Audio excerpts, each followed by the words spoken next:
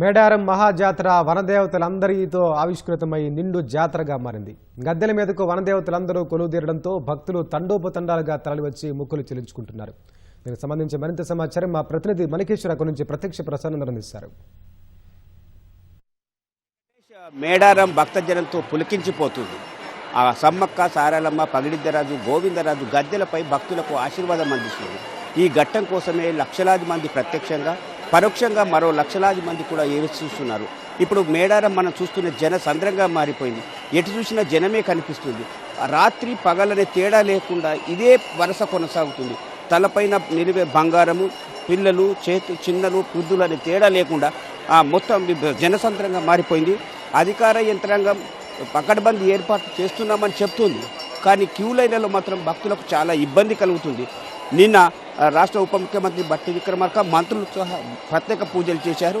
ఇవాళ రాష్ట్ర గవర్నర్ జిష్ణుదేవ్ కూడా రానున్నారు. అట్లాగే కల్వకుంట్ల కవిత కూడా వస్తారని సమాచారం అంది. ఇప్పుడు మనం సన్నివేశంలో చూస్తుంటే ప్రత్యక్షంగా సమ్మక్క దగ్గర ఎమ్మెల్యే మల్లారెడ్డి ప్రత్యేక పూజలు చేస్తున్నారు. ఆయనకు ఆ ప్రోటోకాల్ ప్రకారంగా సిబ్బందితో ఆయన తులాభారం చేసుకున్నారు. తర్వాత ఇప్పుడు అందులో సమ్మక్క దగ్గర ప్రత్యేక పూజలు చేస్తున్నారు. అక్కడి నుంచి సారాలమ్మ, పగిడిద్దరాజు గద్దెలు వెళ్ళి తర్వాత వెనుదిరుగుతున్నారు. అంటే ఇప్పుడు అందిన సమాచారం అయితే ఇవాళ పొద్దున మల్లారెడ్డి, మరి కాసేపట్లో గవర్నర్, అట్లా కల్వకుంట్ల కవిత, మిగతా మాజీ గవర్నర్ కూడా వచ్చే అవకాశం ఉందని చెప్తున్నారు. ఈ ప్రముఖులను పక్కన పెడితే సాధారణ భక్తుల తాకిడి మాత్రం ఏమాత్రం తగ్గలేదు. ఈ వీధులు కొత్త ఆలయం చుట్టూ రోడ్లు కొత్త అంటే జనం లేనప్పుడు కనిపిస్తున్నప్పటికీ బయట మాత్రం తండోపతండాలుగా రాత్రులను కూడా వేచేస్తున్నారు.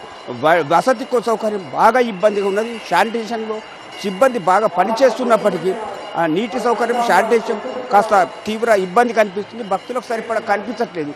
దానికి అనుగుణంగా అధికార యంత్రాంగం ఏర్పాటు చేస్తామని చెప్పి ప్రకటించిన కూడా ఆశించినట్లుగా కనిపించట్లేదు.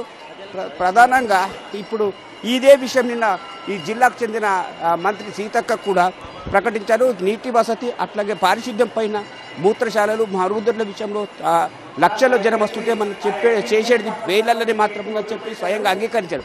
మొత్తం మీద మేడారం అయితే ఇవాళ పరిపూర్ణమైన ఘట్టం. అంటే తల్లులందరూ గద్దెల మీద ఉండడంతో దీనికోసమే భక్తజనం ఎదురు చూస్తుంది. దానికి అనుగుణంగా ఇవాళ పరిపూర్ణమైన ఘట్టం. ఈ ఘట్టాన్ని చూసేందుకు, తిలకించేందుకు భక్తజనం తలిసిపోతుంది. రేపు వనప్రవేశం చేయడంతో 4 రోజుల జాతర పరిపూర్ణమవుతుంది. ఇది మేడారంలోని తాజా పరిస్థితి. చైర్పర్సన్ మహేష్తో మణి, ఫోటో స్టూడియో.